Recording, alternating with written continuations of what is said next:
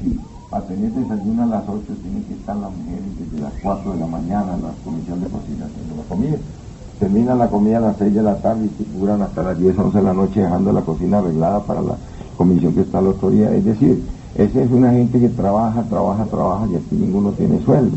Si un centavo queda, enseguida los muchachos de aquí, los que hacen eso, y cuando a mí me ha tocado que duré muchísimos años yo solo, enseguida miraba uno donde falta una pintura, donde falta qué hacerle, porque cada día hay que ir teniendo mejores condiciones en el monasterio.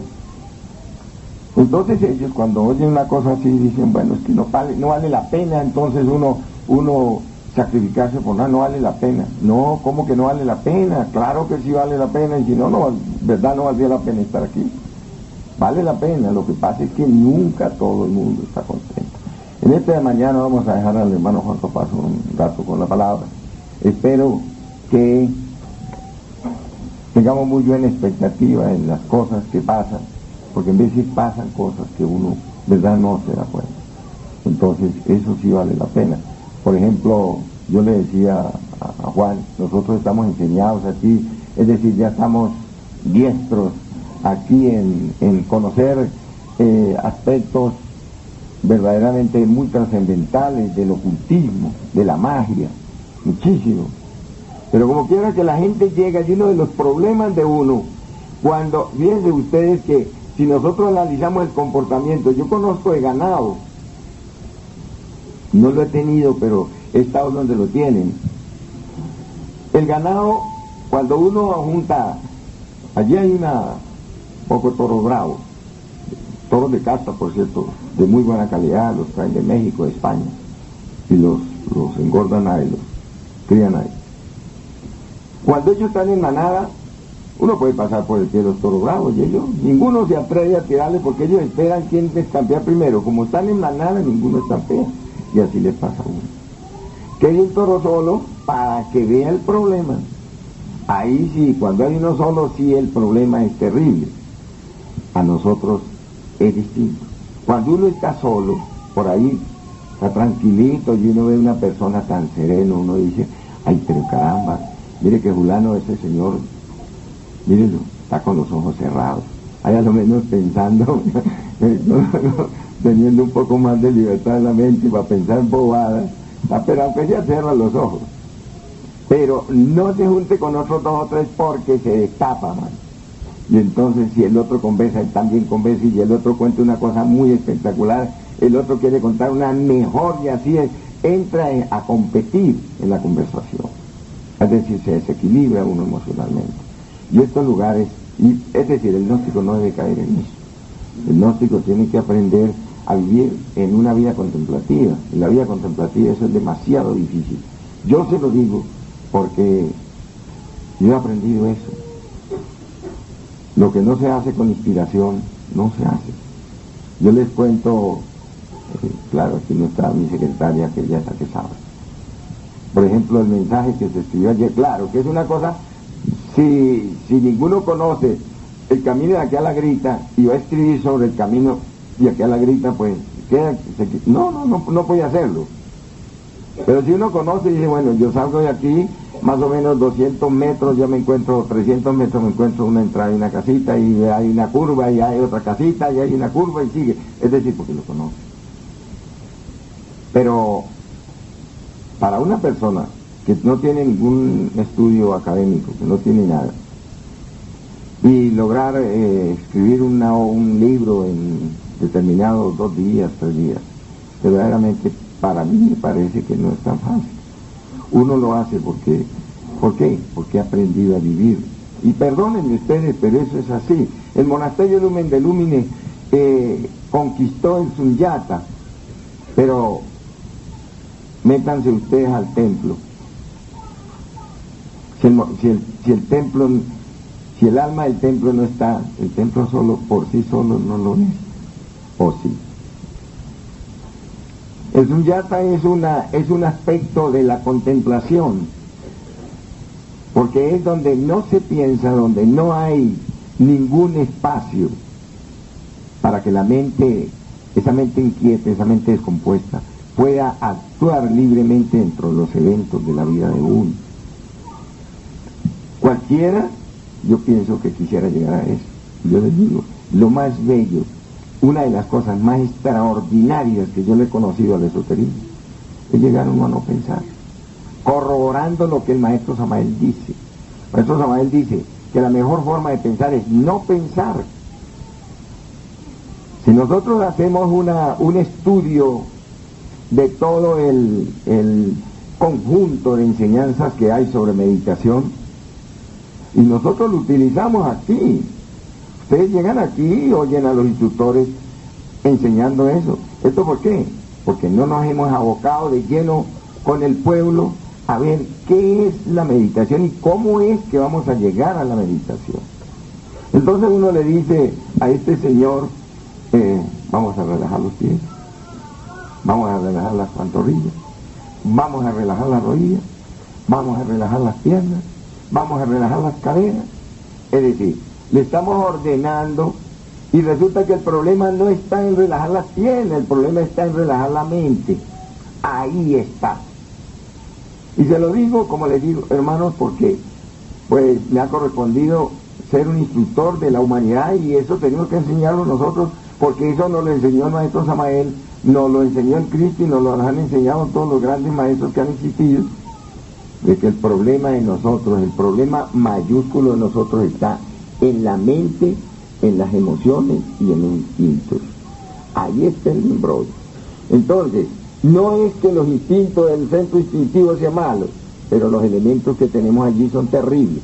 No es que el centro emocional sea malo, que necesitamos tener una emoción superior, pero los elementos que guardamos en las emociones son un basurero tan extraordinario que producen unos desórdenes y la persona queda invadido de aquello. Total, no se puede hacer nada. Llega uno a decir, vamos a meditar. El maestro Samael dice, siéntese en un cómodo sillón, ponga la mente en blanco y entre a meditación. ¿Sí? O han oído ustedes decir que el maestro Samael dice, relaje las piernas, relaje los zapatos, como dice por aquí uno, que lo veo indirectamente, dice, relajemos los dedos y las uñas. ¿Usted lo ha oído?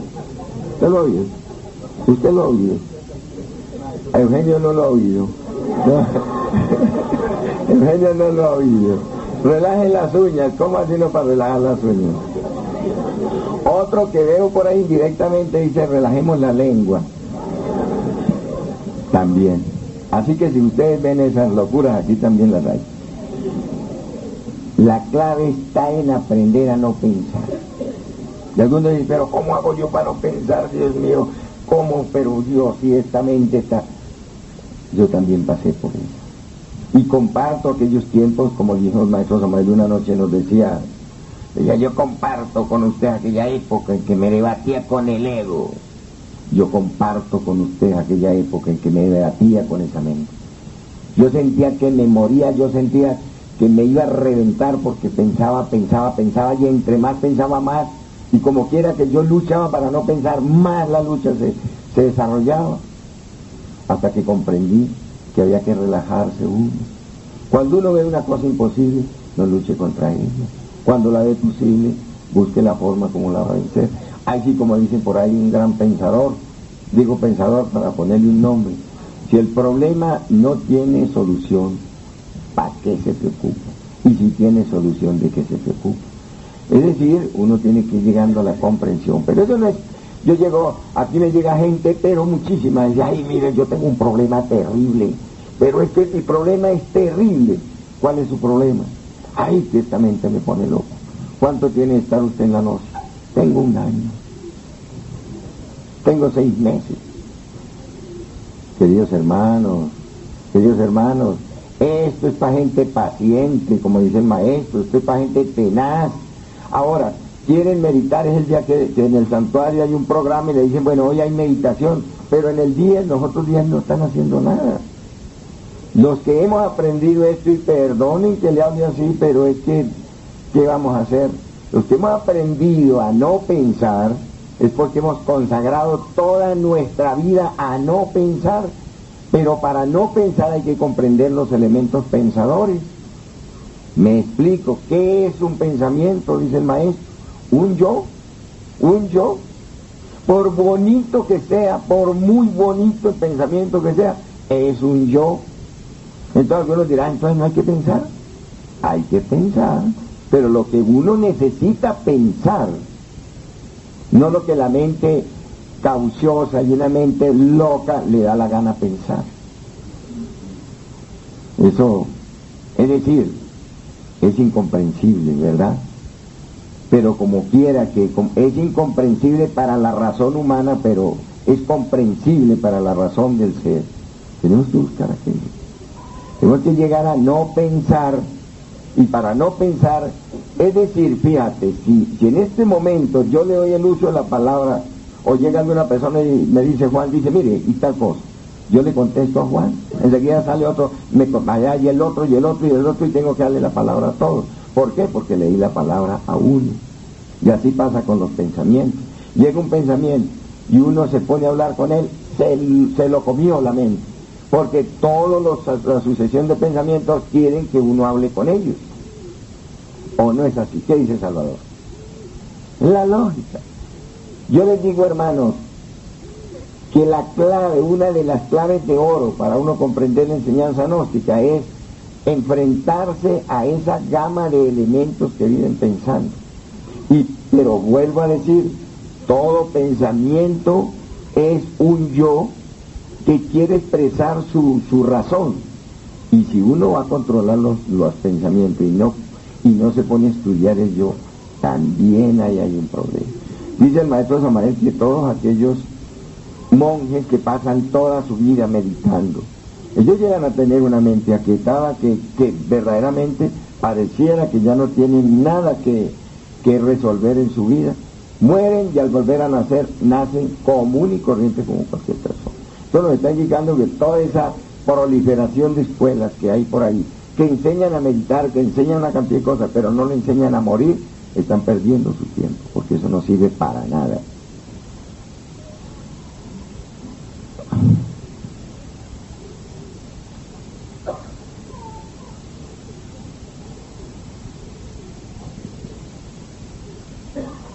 Bueno, no me hablan, pero me mandan ya carticas. Queridos hermanos, el tema no es este, es decir, yo estoy aquí de intruso, pero acuérdense, todo pensamiento es un yo, y así tienen que mirarlo ustedes. Más, es distinto, si a mí me dicen, bueno, ¿qué vamos a hacer de almuerzo? En vez de la gorda dice, ¿qué quiere comer al almuerzo? Yo digo, pues de lo que haya, porque como no puedo elegir tanto, ¿no? Pero bueno, entonces si tiene uno que pensar, bueno, me gustaría comer bien ensaladita de lechuga con una carnecita asada.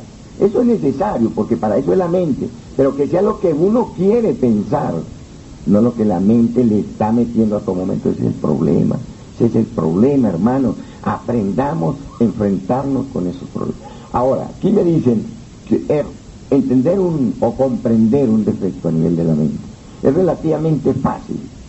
Esto es relativamente fácil, pero no así a nivel emocional. A nivel emocional es muy diferente, y a nivel instintivo es todavía, ahí sí es el problema.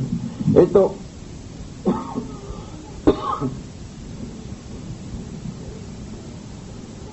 bueno, aquí,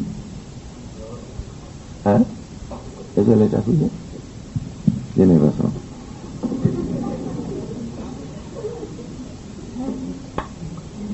Ese es el que dice que relajen las uñas.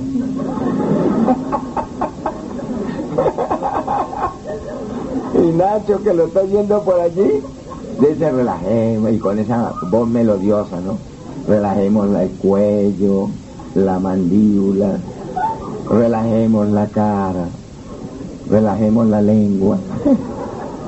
Y con el que a las 5 de la mañana relajando la lengua, pues ninguno quiere hablar. Bueno.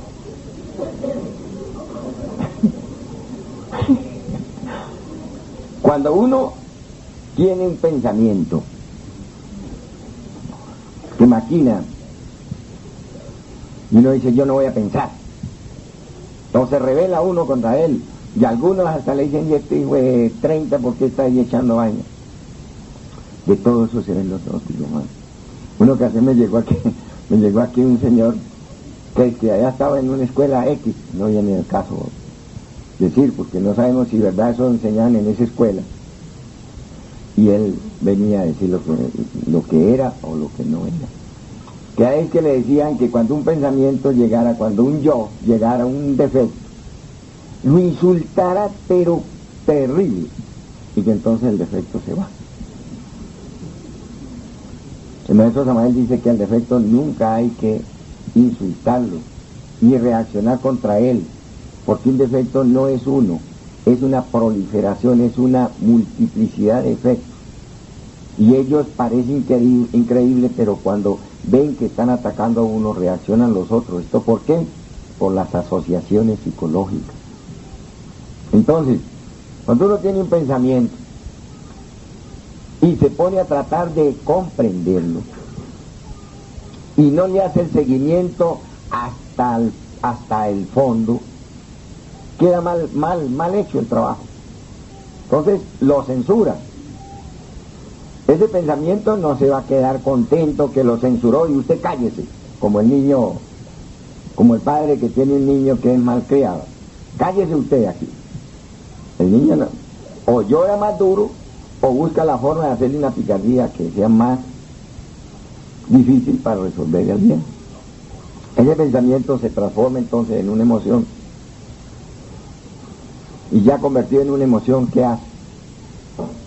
Trata de censurar la emoción, no la deja manifestar todo el tiempo, se convierte en un instinto. Es decir, es que son centros demasiado difícil para uno entender el problema. Entonces la persona, cuando tiene mucha proliferación de pensamientos y de situaciones a nivel mental, quédese sereno, quédese tranquilo, analizando únicamente la vida y los eventos que le rodean, pero no se ponga a hablar con los pensamientos. Ahora, el maestro Samael, ya cuando de la mente se trata, el maestro Samael nos dice que, bueno, obligar a la mente cuando ya no tiene una salida más, entonces la obliga, mente terrenamente tal, usted es mi esclava, yo soy tu señor y me obedecerás hasta la cosa. Esa es una forma ya de tomar una acción violenta sobre esas situaciones tan dificilísimas que se le presentan a uno a nivel mental. Acordémonos que la iniciación se va procesando en octavas, y cada una va siendo más difícil. Algunos creen que cuando uno entra a la gnosis es más difícil la situación que cuando ya está en cierto nivel del trabajo. Los yoes se van volviendo demasiado sutiles. Es una cosa tan difícil de poderlas ya capturar. Y resulta que en eso no solo existe el problema, sino que una persona que está como neófito en su proceso probatorio, bueno, no lo van a castigar, pero no le estoy diciendo que se vayan a dejar llevar de esa situación. No va a ser castigado tanto porque esté pensando en cuestiones de laxivia, por ejemplo, pero ya esté en un nivel iniciático de otra característica, y verá que ahí se queda estancado en eso. Es decir, uno tiene que ir teniendo más seriedad, más responsabilidad, más pulimento a medida que va haciendo un trabajo, porque eso ya le va mejorando y no califica para poder ir pasando a otro nivel. Estamos hablando, reciban este consejo, queridos hermanos, que esto lo estamos diciendo no solo porque lo hemos leído de nuestro amado maestro Samael, sino porque lo conocemos. Nosotros sabemos. Si ustedes me dicen cuáles serán los principales motivos para una persona estancarse en su camino, yo se lo digo, porque conozco eso. Yo conozco eso. ¿Dónde son algunas de las características más conocidas para uno estancarse en el camino? Aquellas personas que entran a la gnosis y dicen, hoy transmuto, mañana no, porque uno tiene que ir poco a poco. Y eso me llegan a mí cientos de personas. No, es que uno no puede forzar el cuerpo. Les digo una cosa, hermano. El día que a mí se me dijo, que esto lo leí fue en un libro, no fue que ningún misionero, porque yo recibí la gnosis en las montañas que echaba unos 9 horas de camino de la carretera a la montaña donde yo vivía. Y yo vivía allá, era rodeado de personas, bueno, que trabajaban en el campo. Pero el día que yo encontré que la transmutación era así y así y así. Ese día me recuerdo, eran como las 3 de la tarde, estaba haciendo un solecito bonito en unos potreros donde estaba trabajando. Yo dije, hasta hoy, camino yo en esta vida descompuesta que traía. Yo en adelante no lo hago. Así me muera. Y les cuento y perdonen que hay damas, y hay niñas, y hay jóvenes y todo. Cuando yo empecé la transmutación, yo duré como 6 meses, yo no sé a quién le habrá pasado, con unos dolores que yo no era capaz. Mire, me tenía en ocasiones que levantar en 4 pies, porque la reacción del cuerpo fue bestial. Esto debido a que seguro lo estaba haciendo muy mal. ¿Ve? Forzaba el cuerpo demasiado a cosas buenas. Pero yo dije, no lo vuelvo a hacer. El resentimiento del organismo fue terrible. Pero jamás de los jamases. Así que ese cuentico que anda por ahí, que prolifera mucho en las comunidades, en algunos hermanos, que hay que hacerlo una semana, la otra semana no, que después sí, y así, esos hermanos tienden más a mallitos negros, que eso huele a cacho quemado. Eso no es cierto, hermano, eso no puede ser así. Uno cuando arranca, o quién de los que están aquí que es chofer, y maneja un carro sincrónico y tiene una cuesta muy inclinada, agarra la cuesta por ahí en tercera o en cuarta, le mete primera, mocha y asiéntele la chola porque se le colgó y se le devolvió el carro y se estrella. Así es en esto. Cuando uno arranca, por eso esto es para gente seria, hermano, para personas que ya están obstinados de ese mundo descompuesto y ya no quieren volver a caer en eso. Lo mismo me pasó a mí con el cigarrillo. El cigarrillo, ya era la persona que ya que no fumaba, a veces ya tenía un dolor de cabeza que me volvía loco. Yo dije, pues hasta aquí fumo, y si se me reabre la cabeza en 2 pedazos, que se abra, pero no fumo más. Y no volví a fumar.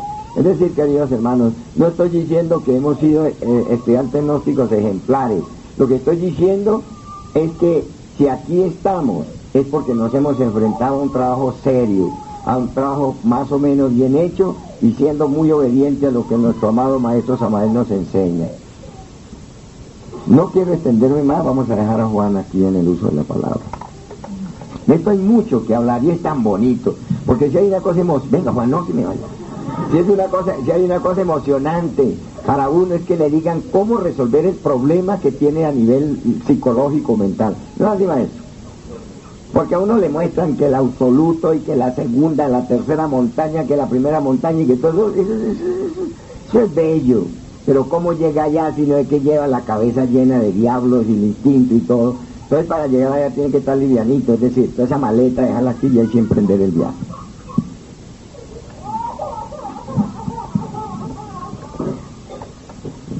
Buenos días, hermanos gnósticos, paz inverencial.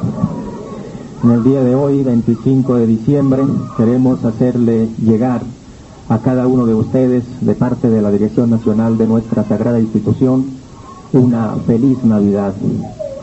Esperemos que en la noche de ayer, durante la misa, todos ustedes hayan recibido al Cristo, a ese Cristo maravilloso que nació a la medianoche en el corazón de cada uno, y que sirva Él para alimento en este nuevo año, para el trabajo iniciático que cada uno de nosotros debe realizar.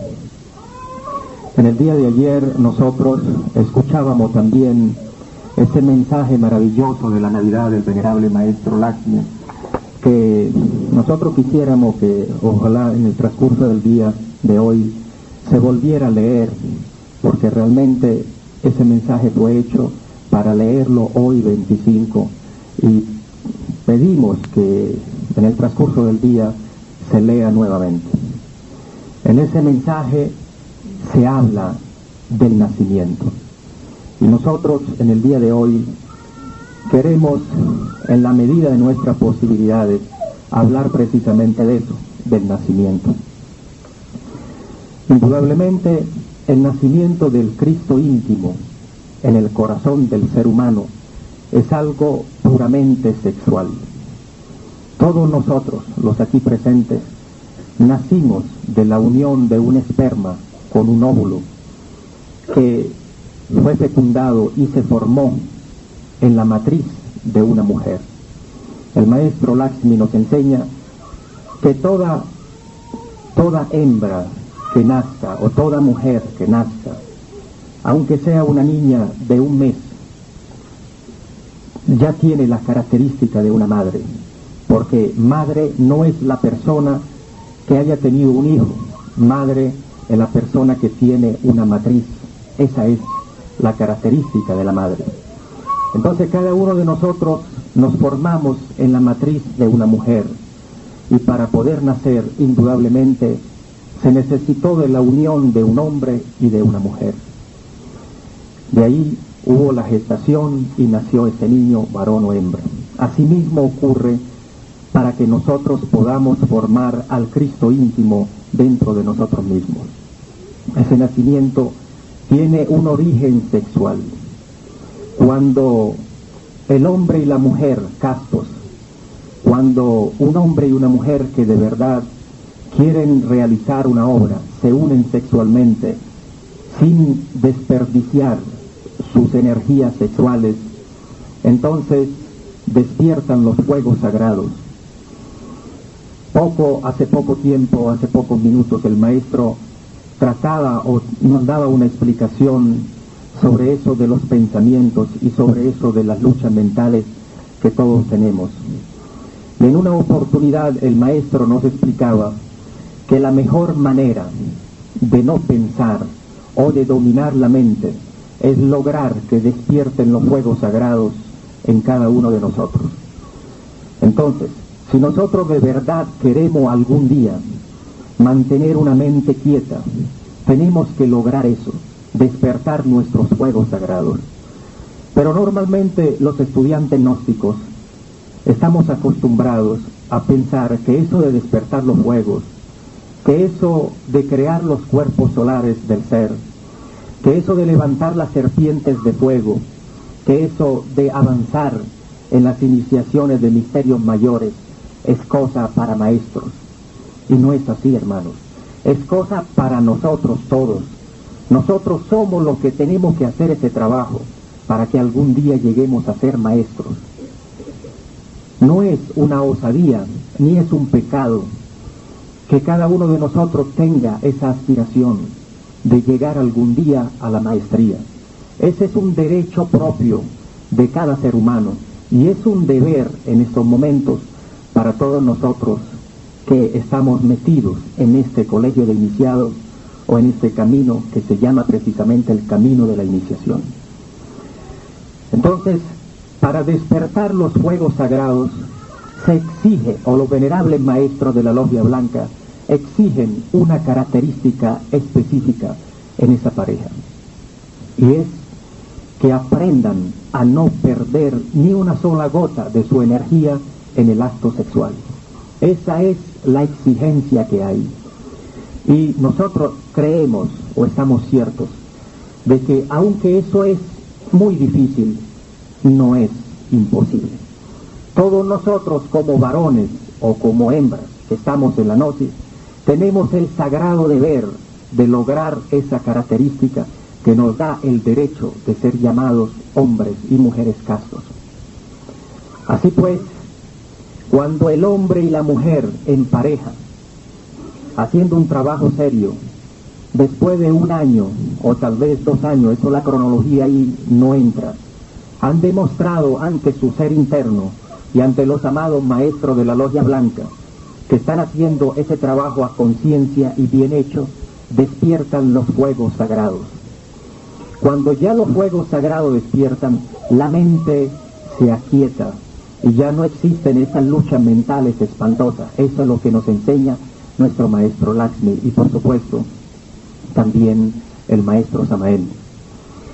Cuando ya en el hombre o en la mujer se despiertan los fuegos sagrados, ese fuego, después de haberse formado los cuerpos existenciales del ser, después de que se han solarizado el cuerpo físico, vital, astral, mental, causal, búdico y átmico, entonces empieza el ascenso del Kundalini, el ascenso de los fuegos sagrados, el ascenso de la serpiente sagrada de luz. Esa serpiente no es otra cosa que la fecundación del Cristo íntimo que se obtiene en el coxis, en ese chakra coxígeo, y que luego empieza a subir a través de la médula espiral, a través de las 33 vértebras de la columna vertebral, hasta llegar a la glándula pineal.